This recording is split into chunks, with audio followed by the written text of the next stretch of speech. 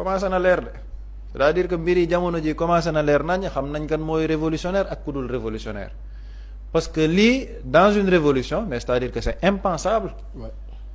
Thomas Sankara ba mu mënee une révolution au niveau du Burkina ba ñuy wax par rapport à la jouissance du pouvoir ak la politique dafa ne la politique ne doit pas être un moyen pour s'enrichir. La politique doit être un moyen pour servir le peuple. ba ñuy wax ci distribution des ressources de l'État wala par rapport à la réduction du train de vie de l'État mu ne il faut choisir entre le champagne pour les uns et l'eau potable pour tous maanaam dañuy tànn parce que champagne boo koy caricaturer moo doon loo xamante ni c'est pour les riches mu ne dañuy tànn entre le champagne pour les uns et l'eau potable pour tous mooy maanaam bu fekkee ne dañoo war a jox ñenn ñi loo xamante ne luxe la moom il préfère jox ñëpp ñu am eau potable au moins ñëpp bokk ci yem. Mais on a des gens comme Maître Abdoulaye Tine c'est-à-dire que yow bu fekkoon ne da ngaa yem sax dans ta prétention et ton outrecuidance di laajte ay oto à 87 millions di laajte ay appartement à 2 millions ñu ne waaw mais yemoo ci loolu tu veux travestir l'histoire bi sénégalais dund di toog plateau naan waaw nguur gi du nguuru Pastef parce que Pastef de c'est juste un parti bu bokk ci biir coalition Diomaye président parce que ñii après bu nit ñi di wax. ñu naan buñ ko nanguloon tey kenn du ko dégg. mais absolument te en fait boo ciy wax nag les gens te disent que non bul en fait ñun on ne parle pas par émotion c'est pas une question d'émotion c'est une question de logique c'est-à-dire que Maître Abdoulaye Tine il est venu au dernier moment boo xamante ne ñëpp xam nañ ne Pastef c'est un train en marche nga waaw. il a rejoint la coalition Diomaye président le 13 mars. 13 mars élection yi mu ngi nekk kañ. le 24 mars. Donc c'est-à-dire à 11 jours des élections présidentielles Bassirou Diomaye Faye ak Ousmane Sonko ñu ngi génn kañ ñu ngi génn bu ma juumul le 10 mars c'est-à-dire que ba ñuy dem ci campagne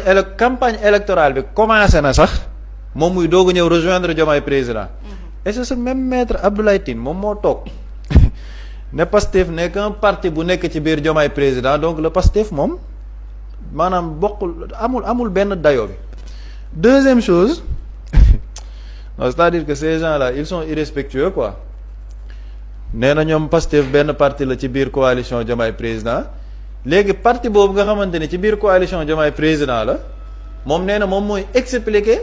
parti boobu nan lañ ko créer maanaam moom waa Pastef yi nga xamante ne ñoom ñoo créer seen parti en 2014 xeex li ñuy xeex dem élection législative en 2017 am benn député muy Ousmane Sonko. à travers plus fort reste di xeex di ñafe 2019 dem élection présidentielle am 15% nekk troisième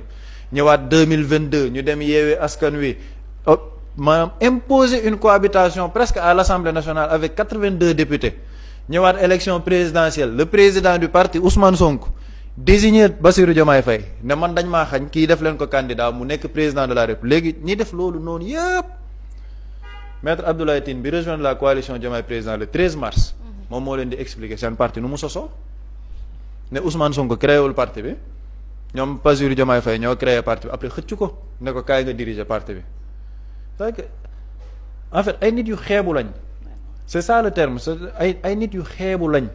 ils veulent profiter d'un régime moo tax gis nga ces sorties intempestives là yi muy génn di wax nii c'est pas anodin de du loo xamante ni dañ ko war a jël mu nekk un fait isolé et li gën a extraordinaire encore mooy seen coalition Diomaye président boobu think tank bi ñoom nee nañ en fait think tank boobu li tax ñu créer ko mooy il faut relever le niveau du débat public il faut que nit ñi di waxtaanee xam-xam il faut que nit ñi di waxtaanee loo xamante ni day nekk njëriñu réew mi fësal li président bi di liggéey ñoom loolu moom mooy njëriñu seen think tank bi waaye léegi dans l'élévation du niveau du débat public moom il est dans la prolifération ci ay mensonges parce que quand il dit que texte yi jox nañ ko nañ dem laaj président commission des lois et ce qui est extraordinaire Maître Abdoulaye Tine nee na c'est un avocat inscrit au barreau de Paris juriste de formation projet de loi boo xamante ne nee na jox nañ ko au niveau de la commission des lois maanaam président bu ñu ko laajee jot na ko un projet de loi buñ koy matérialiser mais dina jaar xanaa conseil des ministres bu ñu ko jaaralee conseil des ministres le communiqué du conseil des ministres ñu bind ni le conseil a adopté le projet de loi boo xamante ne day àddu ci lii ak lii après buñ ko adopté en conseil des ministres ñu doog ko mën a jébbal président su assemblée nationale après c'est le président de l'assemblée nationale mooy wax ne jot naa bataaxal de l'exécutif par rapport à un projet de loi mu réunir le bureau bu réunir le bureau après projet de loi boobu ñu jox ko le président de la commission des lois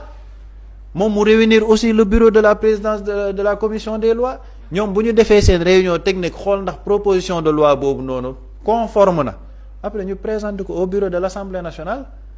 c'est-à-dire que lii c'est le b.a.-ba c'est terre à terre mais moom nee na parce qu'il est dans la day concocter ay mensonges nee na affaire bi jox nañ ko législatif juste pour défendre le fait que nos présidents li mu waxoon def na ko gis nga Sénégal gi ñu nekk en 2026 booy génn ci média di wax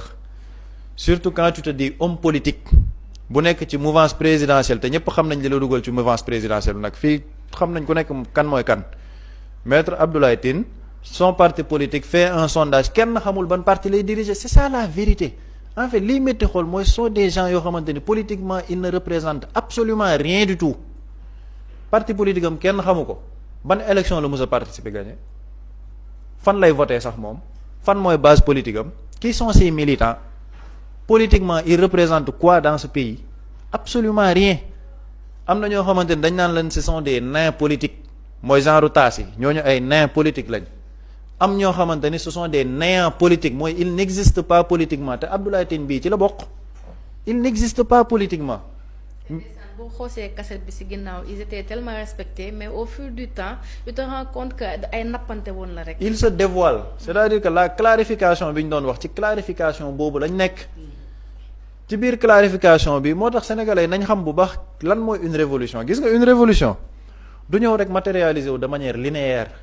révolution du loo xamante ni da ngay ñëw rek dérouler révolution dafa am ay étapes yoo xamante ni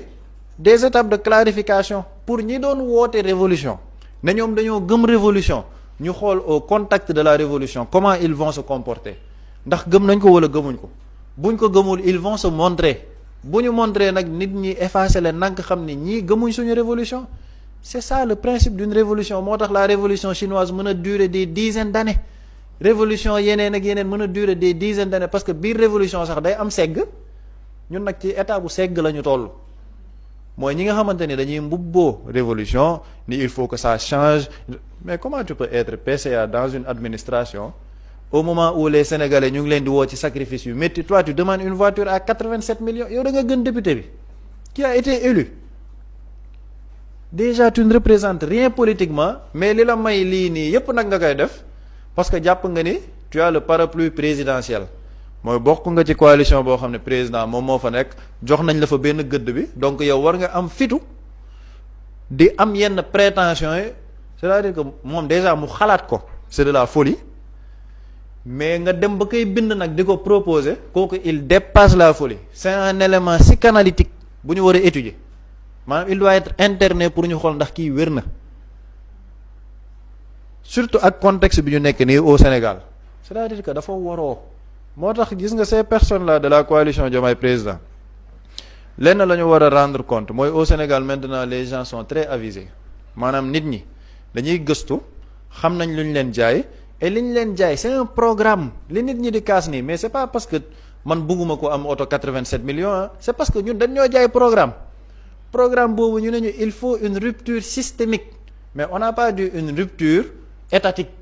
dañu ne une rupture systémique pourquoi on parle de système mooy système bi fi nekkoon yépp la ñu war a def une rupture profonde li fi doon xew dootu fi xewati li fi doon am dootu fi amati waaye léegi ñooñu noonu bëgg ñëw def dund rupture systémique boobu ñu gis ne arrangé wu leen parce que le premier ministre nee na dootuñ defati voyage yi léegi le premier ministre maanaam tous les marchés daf ko concentré au niveau de la primature moo bloqué yenn yi donc gars yi bëgg dundee nguur gi mënaguñ ko dundee au niveau de la SOGEPA yow structure bi nga nekk mu ngi nekk di def liggéey bu am solo pour récupérer les biens de l'État le DG Elimane Pouye il abat un énorme travail pour récupérer les biens de l'État nekk en litige avec certaines zones mooy cité Faysal yi nga xamante ni ce sont des biens de l'État nit ñi ne dañ fay continuer dëkk yow en tant que président du conseil d'administration lijjanti woo dossier yooyu noonu yépp lan nga tal lu ñu la joxe oto 87 millions appartement 2 millions ak think tank coalition Diomaye Président voilà ce qu'ils sont en train de nous proposer ñoom ñi ne dañoo war a